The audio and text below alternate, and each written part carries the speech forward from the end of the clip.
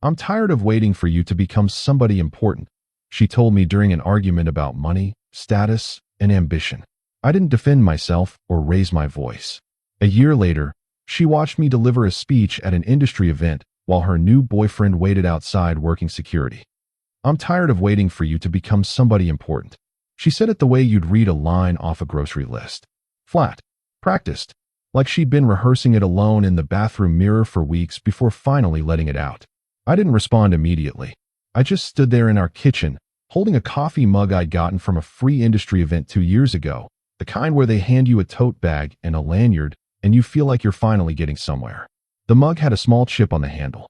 I'd been meaning to replace it for months. That detail hit harder than her words. She wasn't yelling. Her voice wasn't shaking. There were no tears forming at the corners of her eyes the way there had been in our earlier fights, back when she still believed the outcome mattered enough to cry over. This was different. This was quieter.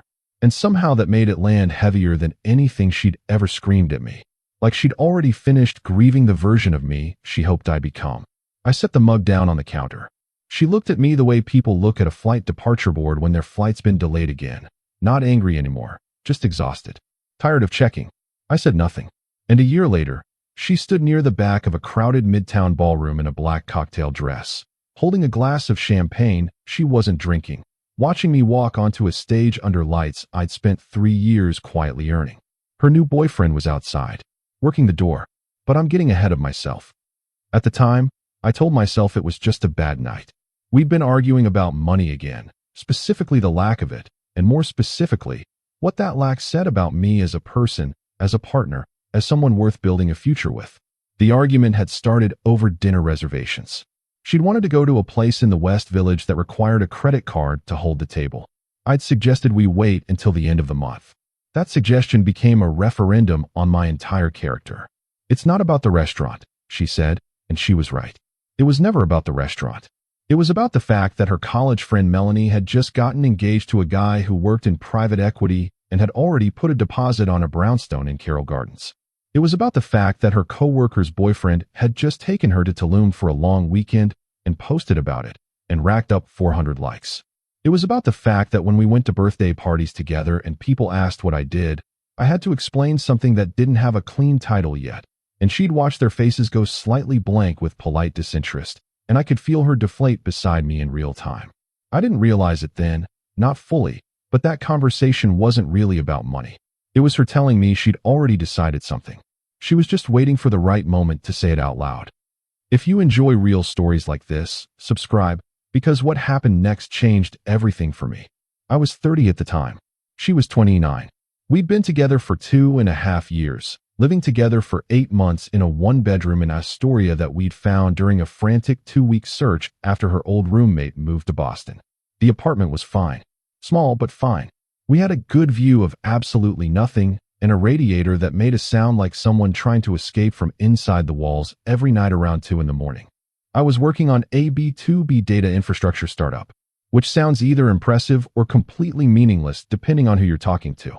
To most people in our social circle, it was the latter. I'd left a stable analyst position at a mid-sized consulting firm 18 months earlier to build something I genuinely believed in, with a co-founder I trusted, chasing a problem I'd spent years watching companies get wrong. I was working 12-hour days. I was making less money than I had at 24. I was burning through savings at a rate that made sleep difficult. She was Sydney. She worked in brand marketing for a consumer lifestyle company in Soho, the kind of place with exposed brick and a cold brew tap and a Slack culture that considered a 6 p.m. ping a total overstep. She was smart. Genuinely. She had a good eye for trends and a sharp instinct for what was going to resonate with an audience before it actually did. I respected that about her. What I underestimated was how far that same instinct extended into her personal life. She was constantly reading the room, cataloging, filing people into categories she never said out loud but operated from completely. I should have paid closer attention to where she was filing me. The early signs weren't dramatic. They never are. It started with small comments, the kind you rationalize as just honesty, just her being direct, just something she said because she had a long day. Her friend Colin, not her boyfriend then, just a friend she mentioned regularly, had just gotten a promotion at his hedge fund and taken everyone in his friend group to Montauk for the 4th of July on a rented house with a pool. She mentioned it 3 times in 2 weeks. Once casually. Once while looking at my laptop screen while I worked on pitch deck revisions at 11 o'clock at night. Once during a conversation that hadn't been about Colin at all. I noticed the pattern. I said nothing. There was the dinner party at her co-worker's apartment in Brooklyn Heights in October. Everyone there was exactly the demographic you'd expect at a dinner party in Brooklyn Heights. Media people, finance people, one guy who did something with crypto that he couldn't really explain yet. All moving in that specific New York lane where appearing successful is a full-time job that supplements the actual job. I was the only person there building something that had no revenue yet. I knew it. She knew it. The difference was that she seemed to feel it the way you feel a splinter, constantly, and with mounting irritation. At one point, a guy named Spencer, tall, tailored blazer, worked in venture capital, talked about it the way some people talk about religion, started asking me about what I was working on. I explained it clearly, I thought. The problem space. The approach. Why the timing was right. He nodded with that particular brand of half-attention people deploy when they're waiting for you to say something that justifies continued engagement. I watched Sydney across the room. She was smiling at something someone else had said. But every few seconds her eyes would drift to me and Spencer, and I could read the expression on her face. She wasn't rooting for me to impress him. She was bracing for me not to. That wasn't even the part that stayed with me. On the walk to the subway afterward, she was quiet. That specific quiet that isn't peaceful, that has texture to it, that you have to navigate carefully because any wrong step and it becomes a full conversation you don't have the energy for. Spencer seemed interesting, I said. He's doing really well, she said. Not a response to what I said. A replacement for it. I convinced myself it meant nothing. February. Her company's annual client dinner. She invited me as her +1 to a restaurant in Tribeca, the kind of place that doesn't put prices on the menu and the lighting is designed to make everyone look like they have their lives together. Her boss was there. Her boss's boss. Partners from brands they worked with. Everyone was polished and well-dressed and radiating that specific Manhattan energy of people who've decided that appearances aren't superficial, they're strategic. I wore my best suit. It was 3 years old. I'd had it dry cleaned. I thought I looked fine. Halfway through the second course, one of the brand partners, mid-40s, big watch, the particular confidence of someone who'd made their money early enough that they no longer needed to seem like they were making it, asked me where I worked. I told him. He asked what we did. I explained it. Concisely. I thought it landed well. He made a sound that might have been interest or might have been just the sound of a man waiting for his wine glass to be refilled. Sydney laughed at something someone said on her other side. A little too quickly, I thought. A little too easily, like she was demonstrating she wasn't paying attention to my end of the conversation. Later, in the Uber home, she said, "You could have just said tech." What? When he asked what you did, you went into the whole explanation. You could have just said tech and moved on. I looked at her. I was answering his question, I said. It just got a little, she paused. Searched for the word. Technical. I turned back to the window. The city moved past an orange and white light. I should have paid attention to what happened next.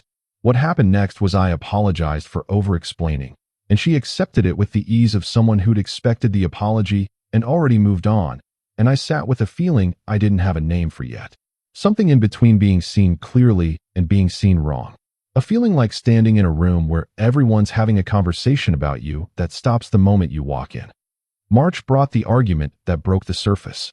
Her friend Audrey, one of her closest, someone she'd known since college, was having a birthday dinner at a restaurant in the meatpacking district. 14 people. Loud. Expensive. The kind of place designed for the experience of being there rather than the food. I'd had a bad week. Not bad like something dramatic had happened. Bad like nothing had happened at all. A partnership discussion that stalled. An investor meeting that went nowhere. 2 weeks of grinding work that produced exactly 0 measurable progress. The kind of week that makes you question not just what you're doing, but whether you have the judgment to be doing it.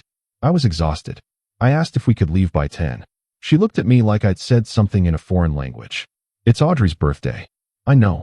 I'm not saying we don't go. I'm saying let's not close the place down. You always do this. Do what? Make everything about your schedule, your work, your stress. She said the last word like it required special handling. Other people work too. Sydney. Her boyfriend flew in from London for this. He runs 3 restaurants. He still made time. That was the sentence. That was the one. He runs 3 restaurants. Not he's a good partner, or he prioritizes the people he loves, or anything that was actually about the value of showing up. Just that. Just the credential. The proof of status that justified the presence. I went to the dinner. I stayed until 11:15. I sat at the far end of the table and ate a $32 bowl of pasta and watched Sydney come alive in a way I hadn't seen in months. Laughing freely, making everyone around her feel like the center of the room, being the version of herself she was when she felt like the situation matched her expectations. She didn't look at me once. Not once. On the walk to the subway, she held my hand. But it felt like habit, not intent. Like she'd done it automatically and then forgotten to stop. I didn't say anything. I should have. But I was also still thinking about the fact that our burn rate had 2 more months before I needed to make something happen, and I had an idea forming in the back of my head about a pivot in our enterprise sales approach, and I was doing the math on whether it would work, and I was tired, and I loved her, and I thought love was enough to survive the distance that had started opening between us. Looking back, the signs were already there. The morning after what I now think of as the kitchen conversation, the important one, the one with the chipped mug, things didn't explode. They compressed. We moved around each other in that small apartment with the careful attention of people trying not to trigger something neither of them wanted to deal with yet. We were polite. Overly polite. The kind of polite that is actually just distance wearing better manners. She started going out more. Not always with people she mentioned by name. She started looking at apartments online. Casually, she said, just curious about prices, just keeping an eye on the market. She started mentioning the future less. Small things, but things I registered. April brought the conversation I'd been not having for 3 months. It was a Sunday afternoon. We'd had a perfectly fine morning. Coffee. A walk. The pretense of a normal day. Then she sat down on the couch while I was reading and she said, I think we should talk about us. I put down what I was reading. Okay, I said. I don't think I'm happy. She said it simply. Not cruelly. Not as an accusation. Just as a fact she'd arrived at after extended deliberation. I haven't been happy for a while. And I think I've been staying because I kept expecting things to shift. And they haven't. You mean the money. I mean everything. The money is part of it. But it's not just that. What is it then? She looked at me. And for a moment, I saw something real in her face. Not the polished front-of-house version of Sydney. Not the image-conscious social creature who tracked everyone's trajectory and found herself on a relative basis. But the actual person underneath all that. Who was scared of ending up somewhere she hadn't planned for. Who'd built a picture of her life at 35 and was trying very hard to make the present tense match it. I understood her. That's the honest thing. I just wasn't willing to be the thing she sacrificed in service of that fear. I want stability, she said. I want someone who's already built something. Who's already arrived. I can't spend my best years waiting for the arrival to happen. She paused. I'm not saying you're not talented. I'm not saying the thing you're building isn't real. You're just not willing to wait for it. Silence. That's fair, I said. She blinked. I think she'd expected the response to be longer. More emotional. More resistance. That's it, she said. What do you want me to say? I don't know. Something. I'm not going to ask you to stay. If this isn't where you want to be, then this isn't where you want to be. I stood up slowly. I understand it. I just can't change it. She stood too. She walked to the bedroom. She didn't cry. Neither did I. Not then. She started pulling clothes into a bag with the quiet efficiency of someone who'd already done the packing mentally several times before. She grabbed her suitcase without looking back. The door closed. The radiator made its sound. I stood in the kitchen for a long time, by the counter where the chipped mug still sat, and I thought about nothing specific. Just the hum of the city outside the window, and the particular weight of a room that used to have 2 people in it. The next several months are not a montage. I want to be clear about that because I think it's important for what this story actually means. It wasn't a training sequence. There was no moment where I looked in the mirror with new resolve and made a decision to be different. There were no cinematic early morning jogs along the East River with a revelatory expression on my face. There was just the work. I woke up. I worked. I went to sleep. I woke up again. The apartment felt massive with 1 person in it, which sounds like a joke about a 1-bedroom in Astoria, but it's the truth. The kitchen was too quiet. The weekends had a different texture.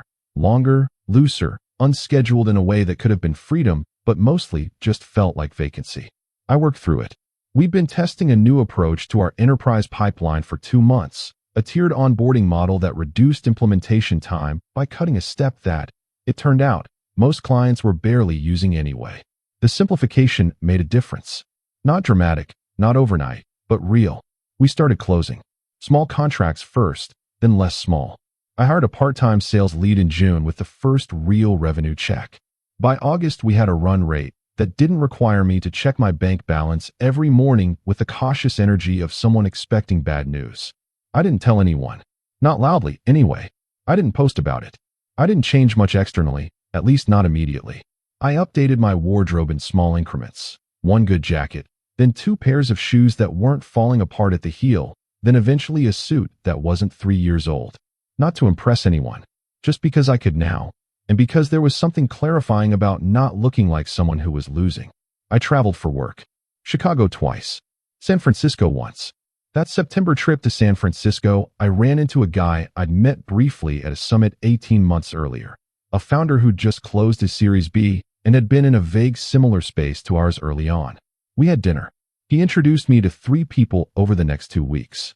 One of those people became the connection that led to the introduction that led to the thing that changed everything. That's how it actually happens. Not in moments. In chains. I noticed around October that Sydney had stopped watching my Instagram stories.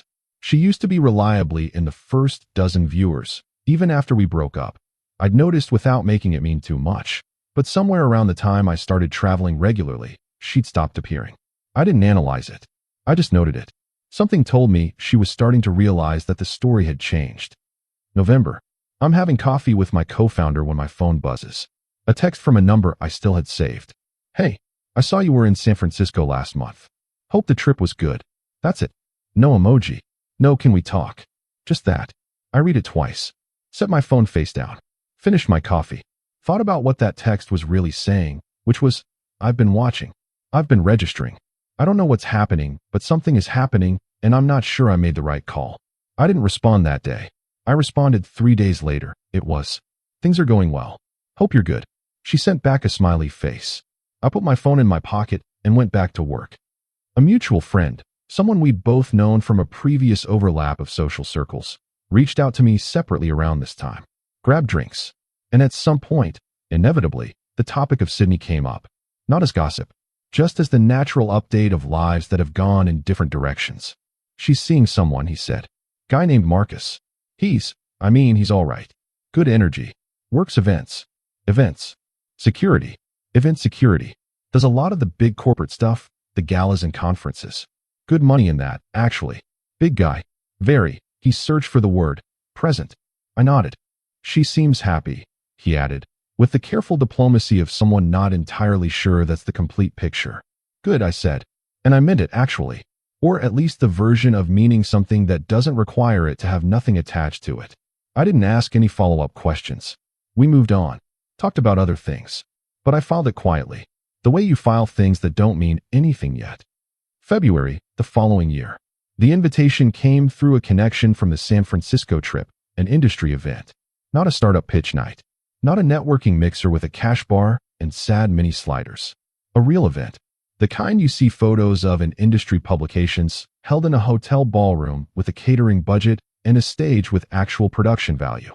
A 2-day conference in Midtown focused on emerging infrastructure technology, the practical application layer of where enterprise data was actually moving. They wanted me for a panel. I said yes. Then 2 weeks later they came back and said they actually wanted me to deliver the keynote opening address on the second morning because one of the original speakers had dropped out and they'd been following what we'd built and thought the story was the right fit. I said yes. I didn't tell anyone outside my co-founder and my parents. My parents were proud. My co-founder ordered us both a drink and went immediately back to his laptop, which is exactly the response I would have had from him and wanted. I spent 3 weeks on the speech. I cut it down and built it back up twice. I wanted it to sound like thinking out loud, not like a performance. I wanted people to feel like they were in a room with someone who'd actually done the thing rather than someone who'd read about it. The night before, I sat in my apartment, a better one now, in a building in the East Village with a lobby that didn't make you immediately sad, and read through the opening one more time. Then I put it down and went to sleep. The morning of the second day, I arrived at the hotel before 9. The grand ballroom had that specific energy of a room that hasn't fully woken up yet, but knows it's going to be something. Round tables. White linen. A stage with a podium and 2 large screens flanking it. Venue staff moving in practiced arcs. Attendees filing in from the breakfast area, badge lanyards swaying. The low hum of pre-event conversation that is mostly people figuring out who else is in the room and what they should be saying to them. I was greeted at the backstage entrance by the event's director, a sharp, fast-moving woman who communicated entirely in half sentences because she'd already mentally moved 3 steps ahead of wherever she was in any given conversation. She walked me through the order of events, the timing, the technical setup. I put on my mic. I waited. From the side of the stage, I could see the room filling. 800 people, maybe more. Practitioners, investors, founders, decision-makers, the entire cross-section of an industry that I had been quietly, methodically working my way into for 3 years, while everyone who knew me before assumed I was still fumbling. I was scanning the room with the particular focus of someone preparing to speak, just reading energy and layout, not looking for anyone when I saw her. She was near the back, not seated at a table, standing, slightly to the left of the last row, holding a champagne flute from the breakfast service the way you hold something when you need your hands to be doing something.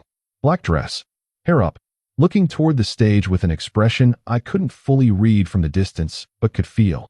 For a moment I thought I was wrong, that it was someone else, that my mind was doing the thing minds do when you're about to perform in front of a lot of people and suddenly project familiar faces onto strangers. But I wasn't wrong. It was Sydney. I processed that for approximately 3 seconds. Then the event's director touched my arm and said, 2 minutes, and I turned back to the stage, and I stopped thinking about her completely. They introduced me with more than I'd expected. Not inflated, just thorough. The kind of introduction that makes you briefly detached from yourself, hearing your own story recounted by someone who's done their research, presented in a frame that you've been inside of the whole time, but only makes sense when described from the outside. The audience applauded as I walked out. The lights were bright enough that the back of the room was slightly blurred, but not completely. I set my notes on the podium, looked out at the room for exactly 1 beat of silence, and began. I talked for 31 minutes. Not about success, not about arriving somewhere, about the process of building something when the evidence hasn't caught up to the belief yet, about the specific discipline of continuing to work when there's no external validation, no applause, no audience, no confirmation that the thing you're building is real except for the daily decision to treat it like it is. About the 2 years where it looked like nothing was happening. About how nothing was actually happening. The room was quiet in that particular way rooms are quiet when they're actually listening. Not polite quiet. Engaged quiet. The kind that has a kind of pressure to it, like the audience is leaning forward collectively in a way you can feel. I wrapped up. I thanked the organizers. I stepped back from the podium. The applause was long. Longer than I expected. Longer than felt comfortable to stand there and absorb, actually, which is a strange problem to have, but is the honest one. People were standing in the front third. The screens flanking the stage had been showing our company logo since the introduction, and somewhere out in that room a series of conversations had just been seeded that would turn into meetings that would turn into things I couldn't fully predict yet. As I walked off stage, I thought for one clean, quiet moment. Okay, this is it. This is the thing I knew I was building toward. The after event was held in the same ballroom, tables pushed aside, a bar open, the natural social shuffle of 800 professionals resorting themselves by interest and opportunity. I stood in a cluster near the stage, and the cluster kept growing, and I had variations of the same good conversation probably 15 times in 40 minutes. I was mid-conversation with an executive from a logistics company who had very specific questions about our data architecture when I felt rather than saw the shift in a peripheral way. A presence moving toward the edge of the conversation. Waiting. The executive handed me a card. We wrapped up. I turned. Sydney was standing 3 feet away. Up close she looked fine. Good actually, but with something behind it. A quality of effort, of surface maintenance, that I recognized because I'd seen it before, on nights when she was working to project confidence she didn't entirely feel. A glass of champagne in her hand that was probably her second or third. A smile that reached her face before the rest of her caught up to it. Hey, she said. Hey. That was, she paused. Recalibrated. That was really something. Thanks. I had no idea you were going to be here. I mean, I saw your name in the program, but I didn't. I wasn't sure until, she stopped. You looked really comfortable up there. It gets easier, I said. She laughed once. Short. Uncomfortable in a way she was trying to make look like ease. You look good, she said. So do you. Silence. She looked down briefly at her glass. then back up at me. And for a moment, I saw the thing she was actually trying to say, which was the thing she couldn't say cleanly because there was no clean version of it, which was, I think I made a mistake. I think I left before the ending I was waiting for arrived. I think I miscalculated. All of that was in her face without any of it in words. I'm glad things are going well, she said finally. I really am. I always knew you had it. That last sentence hung there. She always knew. I looked at her, and I felt nothing sharp, nothing angry, not even the satisfaction I might have expected to feel, the specific warmth of a moment where someone who didn't believe in you has to stand in front of the evidence that they were wrong. I felt something quieter than that, something that was closer to the end of something than the start of anything. Thank you, I said. I appreciate that. Another beat. I should get back, I said, and gestured vaguely toward the crowd. Long night ahead. She nodded, smiled, took a small step back. It was good to see you, she said. You too, I said. And then I turned and walked back into the room, and the cluster reformed around me. And someone handed me a drink I didn't need, but held anyway. And the night continued, and she moved toward the exit, and somewhere outside the building a man in a security blazer was checking badges and watching the lobby and waiting. She left right before everything changed. By the time she had proof I'd become someone worth staying for, she had already become someone I'd outgrown.